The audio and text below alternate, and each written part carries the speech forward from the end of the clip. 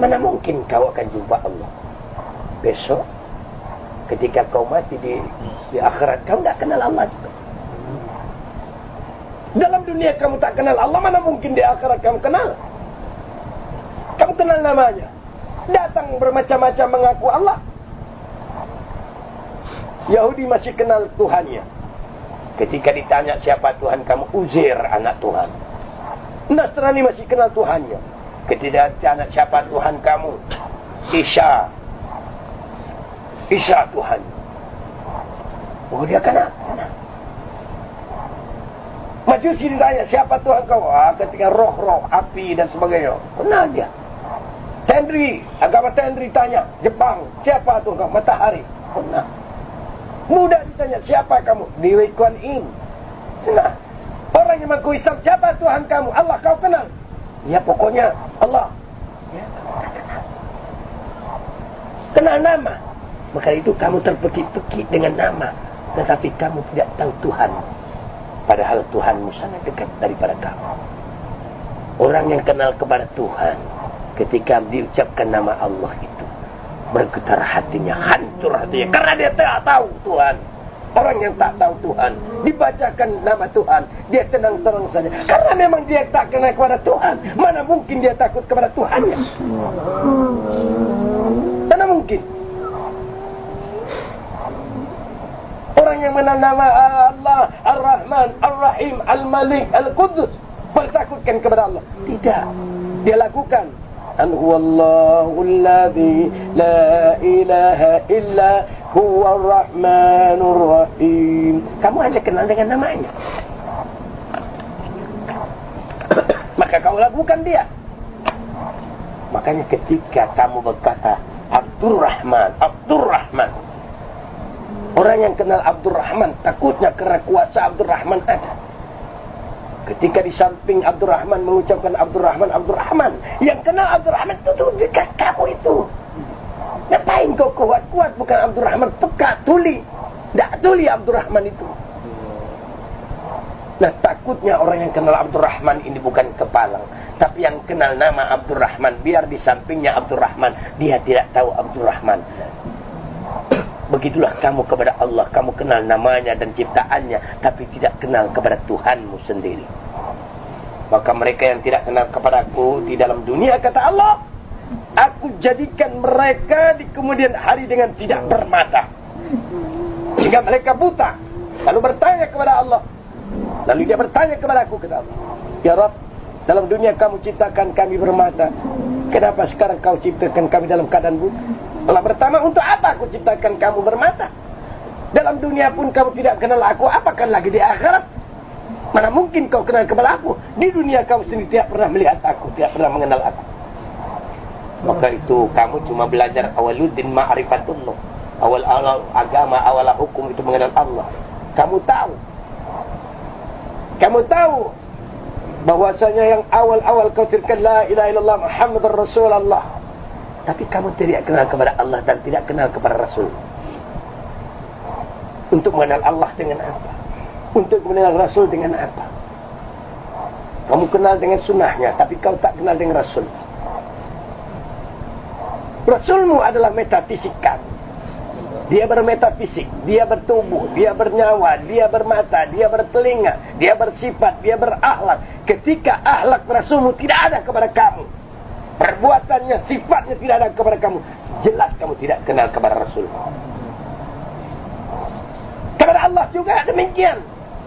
Ketika kau mengenal namanya, mengenal ciptaannya, tapi tidak mengenal yang menciptakannya, hanya mengenal namanya, kamu tidak dapat sebagai saksi yang menyatakan Allah tidak ada yang lain kecuali Allah. Ketika kau berkata la ilaha illallah, tidak ada yang ada kecuali Engkau ya Allah. Diriku pun tak ada, karena diriku Engkau yang punya. Hatiku Engkau yang punya, nyawa dan rahasia kepadaku Engkau yang punya. Tak ada aku. Mana aku? Aku pun mencari diriku, tak jumpa. Semua Engkau punya ya Allah. Ketika engkau telah faham semua itu Allah yang punya, sangat mustahil kau tidak mengenal Allah. Ketika sarung, tahu bahwa di dalam sarung ada pisau yang sama bentuknya dengan sarung, tetapi sarung bukan pisau. Tapi sarungnya dibikin oleh pisau, tapi pisau tidak akan dapat dibuat oleh sarung. Ketika sarung telah diciptakan oleh pisau, maka pisau bersemayam di dalam sarung. Bergerak sarung karena pisau, karena dia menutupi pisau. Kalau tidak perlu sarung, pisau tidak perlu memerlukan sarung lagi, dia buat sarung yang baru. Untuk apa bikin sarung yang tidak baik? Maka kamu adalah saksi. Tubuhmu saksi Allah.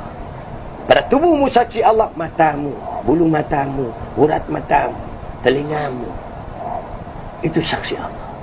Bulu-bulu pada dagingmu, bulu-bulu pada kulitmu, darah-darah kamu, urat-urat sumsum kamu hidup, semua saksi Allah Subhanahu wa ta'ala. Semua berkata la haula wala quwata illa billah.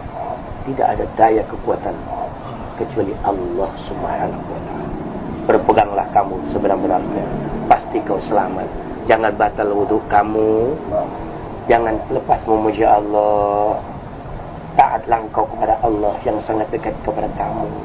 Belajar malulah engkau kepada Allah. Kamu itu ada cuma nafsu. Yang kamu itu nafsu. Maka itu antara nafsu kepada Allah. Allah ciptakan nafsu awalnya. Lalu Allah tanya kepada nafsu, wahai nafsu, siapa aku dan siapa engkau? Nafsu berkata, aku ya aku, kamu ya kamu. Ketika nafsu itu disiksa 70.000 tahun, dikeluarkan dari periksaan, nafsu ditanya, wahai nafsu, siapa engkau, siapa aku?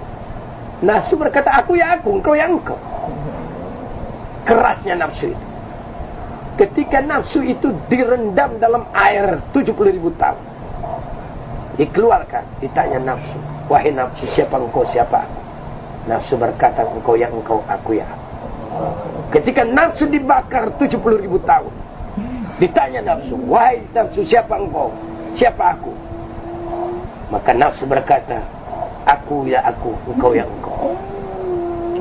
Ketika Allah puasakan nafsu, baru satu hari Allah tanya, wahai nafsu, siapa engkau, siapa aku?